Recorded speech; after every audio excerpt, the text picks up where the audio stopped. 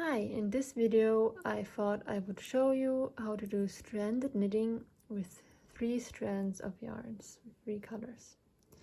So I start by putting the strands on my index finger, and I want the red to pop out the most and the white to pop out the least. So I have the red yarn nearest my knitting and the white yarn furthest away, and I'm dividing them over my index finger like that. And in this part we have not so many stitches between different colors, so it's pretty straightforward. Knitting the red, always taking the yarns like this,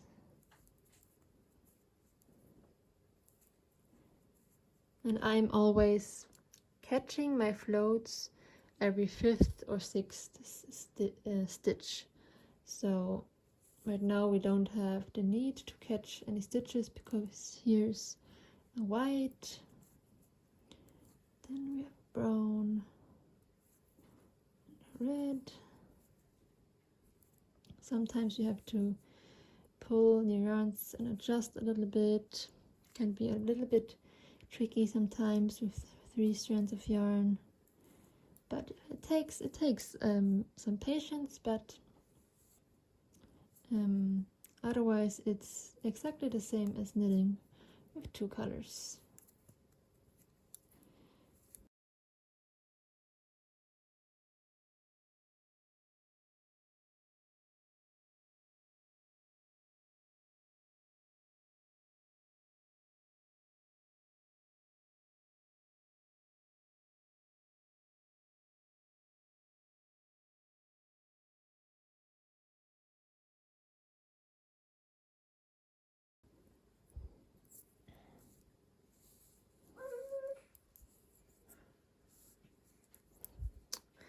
Now we come to a part where there is no brown stitch for a long time. So I show you how to do it, like how to knit.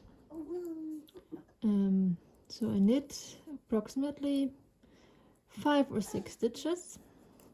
I can knit 5 because here's a white and it's a bit easier.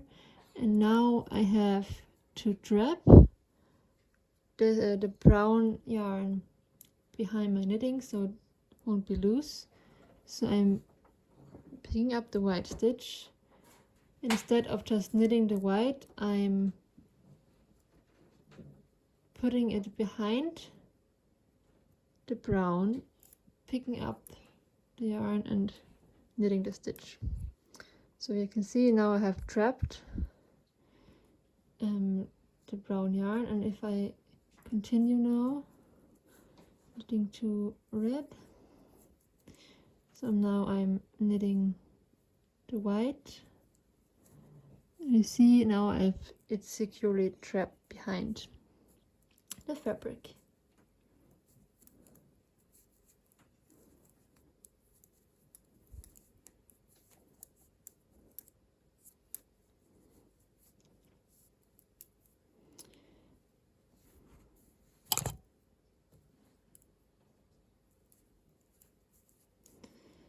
So then I have 5 stitches again, since I used the brown, since I trapped the brown. So I'm doing it again, picking up the yarn, the white, pulling it behind the brown, picking up, knitting. And when I'm knitting the white again, I have trapped the yarn securely behind.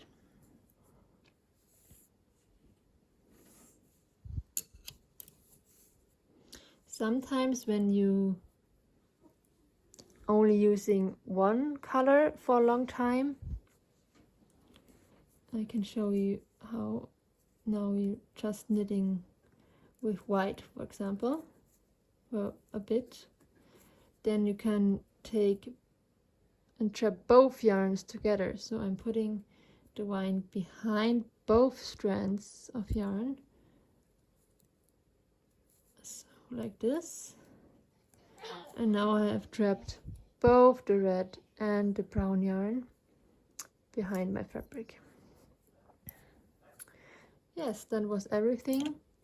When you're trapping or catching your floats like this, just make sure you don't catch them on the same spot every row. So on the next row, you make sure to catch it a stitch before or a stitch after, so it won't be on the same spot every row. And make sure your tension is not too tight. And yes, that was it. I hope this video was a little bit helpful.